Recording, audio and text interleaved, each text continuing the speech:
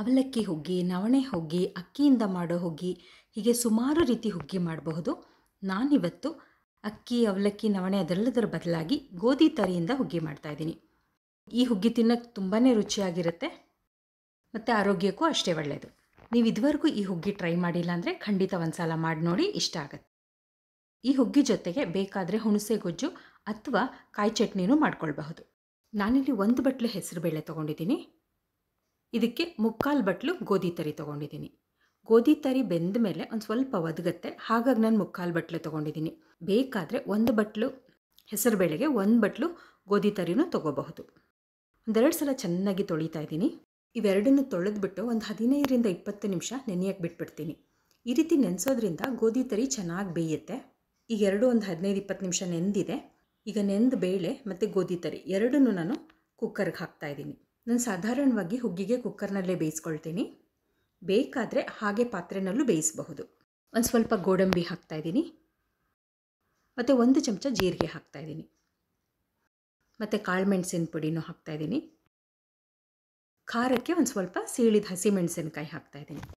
1/4 ಚಮಚ ಅರಿಶಿನ ಮತ್ತು 1/4 ಚಮಚ ಎಣ್ಣೆ ಹಾಕ್ತಾಯಿದ್ದೀನಿ. ಮತ್ತು ಒಂದು ಸ್ವಲ್ಪ ಶುಂಠಿನ ತುರಿದು ಹಾಕ್ತಾಯಿದ್ದೀನಿ. ಶುಂಠಿ ಮಾತ್ರ ತಪ್ಪದೇ ಹಾಕಬೇಕು, ಒಳ್ಳೆ ರುಚಿ ಬರುತ್ತೆ. ಮತ್ತು ಬೇಯಕ್ಕೆ ನೀರು ಹಾಕ್ತಾಯಿದ್ದೀನಿ. ಹೆಸರುಬೇಳೆ ಮತ್ತು ಗೋಧಿ ತರಿ ಎರಡಕ್ಕೂ ಒಂದು ಸ್ವಲ್ಪ ಹೆಚ್ಚೇ ಅನಿಸೋ ಅಷ್ಟು ನೀರು ಬೇಕಾಗತ್ತೆ. ಕುಕ್ಕರ್ನ 2ರಿಂದ 3 ಸಲ ಕೂಗಿಸ್ಬಿಟ್ಟು ಬೇಯಿಸ್ಕೊಳ್ತೀನಿ. ಈ ಕುಕ್ಕರ್ ತಣ್ಣಗಾಗಿದೆ ಮತ್ತು ಬೇಳೆ ಗೋಧಿ ತರಿ ಎರಡೂ ಹದವಾಗಿ ಬೆಂದಿದೆ. ಈಗ ಒಂದು ಸ್ವಲ್ಪ ಹಸಿ ಕಾಯಿ ತುರಿ ಹಾಕ್ತಾಯಿದ್ದೀನಿ. ಹಸಿ ಕಾಯಿ ತುರಿ ಬದಲಾಗಿ ಒಣಕೊಬ್ಬರಿ ಕೂಡ ಹಾಕಬಹುದು. ಹಸಿ ಕಾಯಿ ತುರಿ ಹಾಕಿದಾಗ ತುಂಬಾ ಒಳ್ಳೆ ರುಚಿ ಬರುತ್ತೆ. ಮತ್ತು ಈಗ ರುಚಿಗೆ ಉಪ್ಪು ಹಾಕ್ತಾಯಿದ್ದೀನಿ. 1-2 ಕುದೀಲಿ. ಇದೊಂದು ಸ್ವಲ್ಪ ಗಟ್ಟಿ ಇದೆ ಅನಿಸ್ತಾ ಇದೆ. ಇದಕ್ಕೊಂಚೂರು ನೀರು ಬೇಕಾಗತ್ತೆ. ಹದ ಸರಿ ಮಾಡ್ಕೊಳ್ಳೋಕೆ ನೀರು ಹಾಕಬೇಕಾದ್ರೆ ಬಿಸಿ ಅಥವಾ ಉಗುರು ಬೆಚ್ಚಗಿರೋ ನೀರು ಹಾಕಬೇಕು. ಆದಷ್ಟು ತಣ್ಣಗಿರೋ ನೀರು ಹಾಕದೇ ಇದ್ದರೆ ಒಳ್ಳೆಯದು. ನಾನು ಬಿಸಿ ನೀರು ಹಾಕ್ತಾಯಿದ್ದೀನಿ. ಇದು ಒಂದು 2ರಿಂದ 3 ನಿಮಿಷ ಚೆನ್ನಾಗಿ ಕುದೀಲಿ. ಈಗಾಗಲೇ ಬೇಳೆ ಗೋಧಿ ತರಿ ಬೆಂದಿರೋದ್ರಿಂದ ಜಾಸ್ತಿ ಕುದಿಸೋ ಅವಶ್ಯಕತೆ ಇಲ್ಲ. ಇದೊಂದು 2 ನಿಮಿಷ ಕುದ್ದ ಮೇಲೆ ದಂಡಿಯಾಗಿ ಕೊತ್ತಂಬರಿ ಸೊಪ್ಪು ಹಾಕ್ತಾಯಿದ್ದೀನಿ. ಈಗ ಗ್ಯಾಸ್ ಆರಿಸ್ಬಿಟ್ಟಿದ್ದೀನಿ.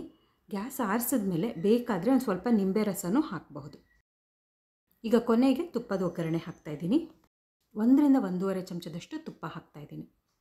ತುಪ್ಪ ಕರಗಿದ ಮೇಲೆ ಸಾಸಿವೆ ಹಾಕ್ತೀನಿ. ಸಾಸಿವೆ ಸಿಡಿದ ಮೇಲೆ ಕರಿಬೇವು, ಚೂರು ಇಂಗು ಹಾಕ್ತಾಯಿದ್ದೀನಿ ಮತ್ತು ಗೋಡಂಬಿ ಹಾಕ್ತಾಯಿದ್ದೀನಿ. ಈ ರೀತಿ ಒಗ್ಗರಣೆಗೆ ಗೋಡಂಬಿ ಹಾಕಿದ್ರೆ ತುಂಬಾ ರುಚಿಯಾಗಿರುತ್ತೆ. ಮತ್ತು ತುಪ್ಪದ ಒಗ್ಗರಣೆನೂ ಹಾಕ್ತಾ ಇರೋದ್ರಿಂದ ಹುಗ್ಗಿಗೆ ಒಳ್ಳೆ ರುಚಿ ಬರುತ್ತೆ. ಗೋಡಂಬಿ ಒಂದು ಸ್ವಲ್ಪ ಬಣ್ಣ ಬದಲಾದ ಮೇಲೆ ಹುಗ್ಗಿಗೆ ಹಾಕ್ತಾಯಿದ್ದೀನಿ. ಈಗ ಗೋಧಿ ತರಿ ಹುಗ್ಗಿ ತಿನ್ನೋಕ್ಕೆ ಸಿದ್ಧವಾಗಿದೆ. ಬಿಸಿ ಬಿಸಿಯಾಗಿ ತಿನ್ನೋಕ್ಕೆ ತುಂಬಾ ಚೆನ್ನಾಗಿರುತ್ತೆ ಈ ಹುಗ್ಗಿ. ನಿಮಗೆ ಈ ಹುಗ್ಗಿ ಇಷ್ಟ ಆದರೆ ನೀವು ಒಂದು ಸಲ ಮಾಡಿ ನೋಡಿ ಹೇಗೆ ಬಂತು, ನಿಮ್ಮ ಮನೇಲಿ ಎಲ್ಲರಿಗೂ ಇಷ್ಟ ಆಯ್ತಾ ಅನ್ನೋದನ್ನು ನನಗೆ ಕಮೆಂಟ್ ಮಾಡಿ ಹೇಳಿ. ಇನ್ನೊಂದು ಅಡುಗೆ ಜೊತೆ ಮತ್ತೆ ಸಿಗ್ತೀನಿ.